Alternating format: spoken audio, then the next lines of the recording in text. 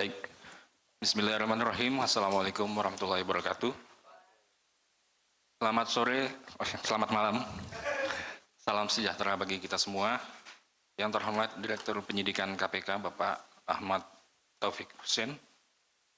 Yang kami hormati dan banggakan, teman-teman jurnalis yang terus mendukung dan hadir bersama KPK dalam setiap langkah pemberantasan korupsi.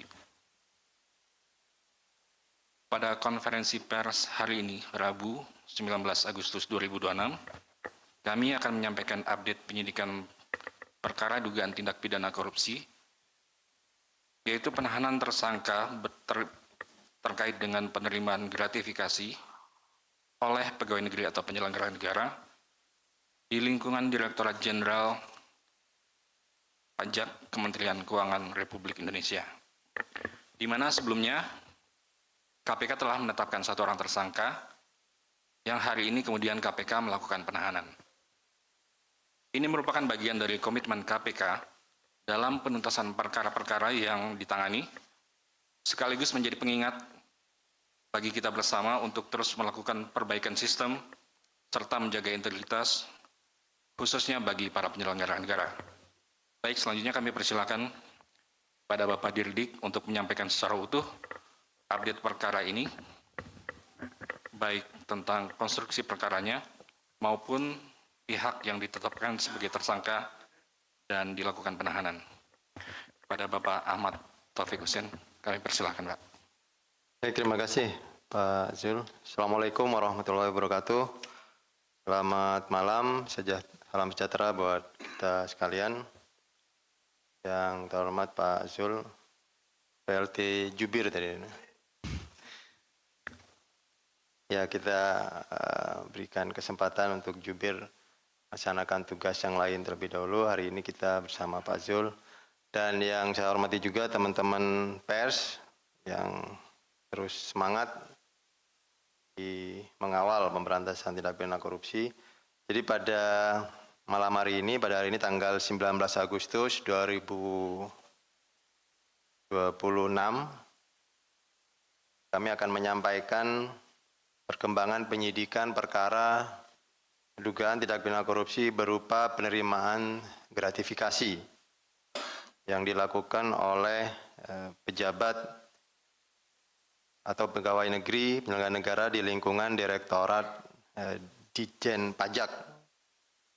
Jadi ini salah satu perkara tunggakan atau carryover yang penyidikannya sudah diterbitkan di tahun 2025. Bulan Februari.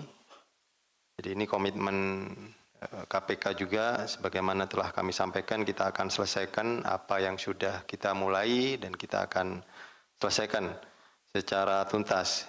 Dan ini juga kami perlu sampaikan bahwa ini juga pengembangan dari perkara suap dan gratifikasi, kalau rekan-rekan ingat mungkin dengan tersangka Yul Dirga dan kawan-kawan, hasil kerjasama KPK juga dengan Inspektorat Kemenq saat itu tahun 2019, dan ini merupakan pengembangan berdasarkan hasil penyidikan dan fakta-fakta persidangan dari tersangka Yul Dirga. Kemudian tim menemukan aliran-aliran uang dan perbuatan-perbuatan penerimaan yang masuk ke dalam kategori penerimaan gratifikasi.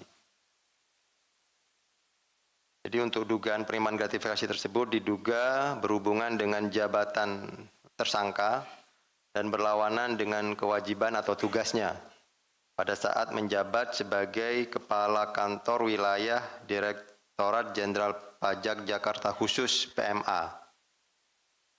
Di tersangka diduga menggunakan pengaruh dan hubungan jabatannya untuk kepentingan pribadi maupun kepentingan usaha keluarganya, antara lain melalui permintaan sponsorship kepada sejumlah perusahaan wajib pajak. Jadi dalam perkara ini, KPK telah menetapkan satu orang tersangka, yaitu Saudara HNV, selaku Kepala Kantor Wilayah Direktorat Jenderal Pajak Kanwil DJP Provinsi Banten 2011, dan Kepala Kanwil DJP Jakarta Khusus 2015-2018. Jadi masa periode jabatan tersangka ini kita sisir dari 2011 sampai dengan tahun 2018. Selain itu, penyidik juga mendalami dugaan penerimaan gratifikasi dalam bentuk valuta asing pada periode tertentu tadi sesuai dengan jabatan tersangka, yang kemudian itu juga ditempatkan dalam beberapa instrumen keuangan dengan nilai keseluruhan yang nanti akan disampaikan dalam konstruksi perkara secara lengkap. Dan kami tegaskan bahwa proses ini juga dilakukan secara profesional, objektif, dan transparan, serta menjunjung tinggi asas praduga tak bersalah dan hak-hak hukum tersangka. Baik, untuk konstruksi perkaranya dapat kami sampaikan bahwa selama menjabat sebagai Kepala Kantor Wilayah Ditjen Pajak Jakarta Khusus, HNV diduga telah melakukan perbuatan yang berhubungan dengan jabatan dan berlawanan dengan kewajibannya dan tugasnya dengan menggunakan pengaruh dan koneksinya untuk kepentingan dirinya dan usaha anaknya. Bahwa kemudian pada tahun 2016, HNV mengirimkan surat elektronik atau email kepada bawahannya selaku kepala kantor, itu tadi yang saya sebutkan, Saudara YD, yang berisi permintaan untuk dicarikan sponsorship fashion show atas nama anaknya, FP. Jadi anaknya tersangka ini ada kegiatan yang kemudian meminta kepada orang tuanya begitu, dan orang tuanya selaku posisinya selaku penyelenggara negara kemudian meminta staf atau kepada bawahannya untuk membantu kegiatan anaknya tersebut. Di mana permintaan itu kemudian diteruskan oleh bawahannya dan ditujukan kepada beberapa perusahaan yang ada di Jakarta maupun di luar Jakarta. Dan itu merupakan perusahaan-perusahaan yang merupakan wajib pajak yang ada dan menjadi tugas atau kewenangan dari jabatan tersangka. Jadi masih ada hubungan dengan kegiatan tugas dan kewajiban tersangka selaku pemeriksa pajak atau kepala kantor pajak dalam hal ini. Atas permintaan dari saudara HNV, perusahaan-perusahaan tersebut merespon dengan mengirimkan uang sponsorship langsung ke rekening anak tersangka HNV. Bahwa total uang yang diterima dari beberapa perusahaan wajib pajak Jakarta yang ada di Jakarta, jadi ini ada 2 klaster, itu total mencapai lebih kurang 400 juta rupiah untuk wajib pajak yang ada di daerah Jakarta. Kemudian yang kedua, untuk perusahaan yang berada di luar Jakarta, artinya WP di luar Jakarta, total lebih kurang 300 juta. Ini berdasarkan bukti transaksi rekening yang dikirim ke anak tersangka. Bahwa selain penerimaan dari beberapa WP yang tadi terkait dengan kegiatan anak tersangka, kegiatan fashion show tersebut, tersangka NV pada periode 2014 sampai dengan 2022 juga diduga menerima penerimaan lain atau penerimaan gratifikasi dari beberapa pihak dalam bentuk valuta asing atau falas melalui perantara yaitu saudara BSA. Atas penerimaan tersebut, saudara HNV kemudian menempatkan uang dari penerimaan tersebut ke dalam instrumen deposito sebesar kurang lebih 10 miliar rupiah. Ini yang juga menjadi temuan dalam hasil penyidikan oleh tim penyidik dari awalnya penerimaan terkait kegiatan sponsorship, kegiatan fashion show anak tersangka. Selain itu, pada periode 2013 sampai dengan 2018, Saudara ANV juga diduga menerima penerimaan lainnya, yaitu gratifikasi dalam bentuk falas dari sejumlah pihak perusahaan yang kemudian ditukarkan ke beberapa money changer dengan total nilai sebesar 10M, kurang lebih ya. Jadi kalau yang pertama tadi dari beberapa penerimaan tersebut dari falas langsung dalam bentuk deposito, ini yang kedua dalam periode tertentu juga ditemukan berupa penerimaan sejumlah falas yang kemudian ditukarkan terlebih dahulu ke beberapa money changer dan itu kemudian ditemukan dalam hasil penyidikan ini totalnya sebesar 10 miliar rupiah.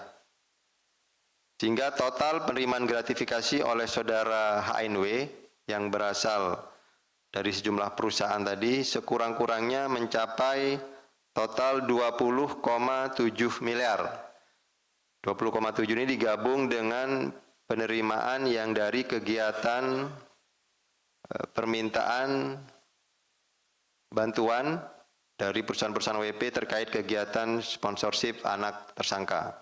Jadi total penerimaan gratifikasi oleh saudara tersangka NW itu 20,7 miliar.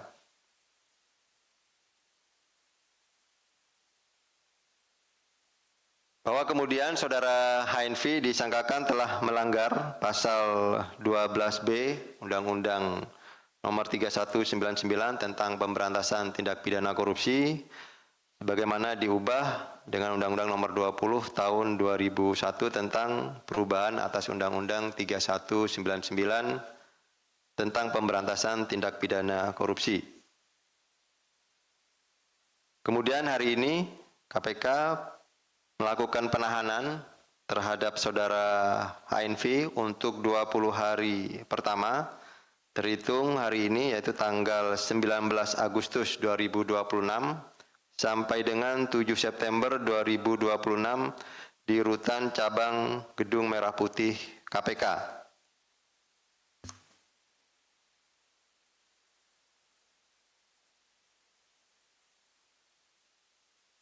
Bahwa terhadap penanganan perkara ini, penerimaan gratifikasi oleh pegawai negeri atau penyelenggara negara yang bertentangan dengan jabatan, berlawanan dengan kewajiban tugas dan melibatkan penyalahgunaan kewenangan telah mencoreng prinsip akuntabilitas dan nilai-nilai integritas yang ada. Jadi momentum ini sekaligus menjadi pengingat bagi seluruh aparatur negara, khususnya di lingkungan Direktorat Jenderal Pajak yang sebagaimana fungsinya melakukan pengawasan, pemeriksaan dan penegakan hukum terhadap kepatuhan wajib pajak untuk senantiasa menjunjung tinggi integritas dan menolak segala bentuk kompromi dalam menjalankan kewenangannya. Bahwa dengan kejadian ini juga penyalahgunaan wewenang berisiko menggeser fungsi utama Ditjen Pajak sebagai instansi pengawas penerimaan negara melalui pajak, membuka celah praktek kompromi yang berakibat pelanggaran hukum. Tindakan ini juga dapat memicu terjadinya kecurangan dalam pemungutan pajak yang dilakukan oleh WP atau wajib pajak. Yang dalam hal ini diduga kewajiban perpajakan sejumlah korporasi dapat dimanipulasi, diabaikan atau dikurangin secara tidak sah. Bahwa kepercayaan masyarakat sebagai wajib pajak merupakan fondasi utama penerimaan negara yang tidak boleh sedikit pun dicederai oleh tindakan-tindakan yang berakibat fatal. KPK juga menegaskan bahwa proses penyidikan ini dilakukan secara profesional, objektif, transparan dan akuntabel, serta menjunjung tinggi asas praduga tak bersalah dan hak-hak hukum tersangka. Kedepan penyidik juga akan terus melakukan pendalaman-pendalaman terhadap aliran dana, karena tadi ditemukan beberapa perimaan begitu. Jadi tidak menutup kemungkinan juga dalam proses penyidikan yang berjalan pada saat penahanan dilakukan, KPK masih punya waktu untuk memaksimalkan pendalaman-pendalaman yang kemudian menambah pemulihan aset recovery, penerimaan pemulihan keuangan negara, baik itu terkait dengan sumber penerimaannya, pihak-pihak lain yang diduga terkait, serta penggunaan dana yang berasal dari penerimaan gratifikasi yang dilakukan oleh tersangka. Penyidik juga akan melakukan pemeriksaan saksi-saksi, penelurusan aset, bahwa diketahui juga beberapa aset juga ada ditempatkan di luar negeri, begitu, dan ini juga sedang didalami oleh tim penyidik, termasuk juga analisis dari transaksi keuangan dan pengumpulan alat bukti lain yang akan membuat terang perkara ini. Tentunya setiap perkembangan dalam penanganan perkara akan disampaikan kepada publik sepanjang tidak mengganggu proses penyidikan. Sebagai penutup, KPK menegaskan komitmennya untuk terus menjalankan tugas pemberantasan korupsi secara independen, profesional, dan berintegritas. Pengenalan perkara ini juga merupakan bagian dari upaya KPK untuk memastikan bahwa setiap penyelenggara negara dan pegawai negeri wajib menjalankan amanah jabatan secara bersih, transparan, dan bebas dari benturan kepentingan. Terakhir, KPK juga mengajak seluruh pihak, termasuk aparatur negara dan pelaku usaha, wajib pajak, masyarakat untuk bersama-sama menolak atau menjalankan praktek gratifikasi, suap, serta penyalahgunaan kewenangan dalam bentuk apapun. Dan sekali lagi KPK akan terus mengedepankan penegakan hukum yang tegas, adil, dan akuntabel dengan tetap menghormati hak-hak hukum para pihak, baik tersangka maupun pemulihan kerugian keuangan negara dan penguatan tata kelola pemerintahan yang bersih. Demikian yang bisa kami sampaikan untuk update penanganan perkara terkait penerimaan gratifikasi yang dilakukan oleh pegawai atau pejabat di lingkungan Ditjen Pajak. Saya kembalikan kepada Pak Zul untuk melanjutkan. Baik, Terima kasih. terima kasih Pak Dirdik yang telah menyampaikan secara lengkap dan utuh tentang konstruksi perkara ini terkait dugaan tindak pidana korupsi berupa penerimaan gratifikasi oleh pegawai negeri atau penyelenggara negara di lingkungan Ditjen Pajak dengan total penerimaan sekurang-kurangnya mencapai 20,7 miliar rupiah. KPK kemudian melakukan penahanan terhadap tersangka saudara HNV untuk 20 hari ke depan, terhitung mulai hari ini, tanggal 19 Agustus 2026, sampai dengan 7 September 2026, di mana penahanan dilakukan di Rutan Cabang Gedung Merah Putih KPK. Baik, rekan-rekan jurnalis, kita akan buka sesi tanya-jawab. Yang pertama, sesinya khusus untuk yang terkait dengan perkara ini. Kami persilakan. Jika ada pertanyaan. Kalau tidak ada jangan dipaksa ya.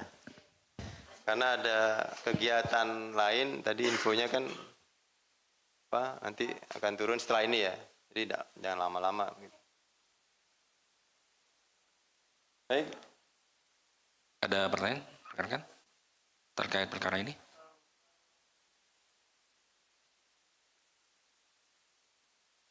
Cukup yang ini. Baik, jika tidak ada pertanyaan untuk perkara ini, kita akan buka sesi selanjutnya, mungkin terkait dengan perkara atau penanganan kasus lainnya. Silakan.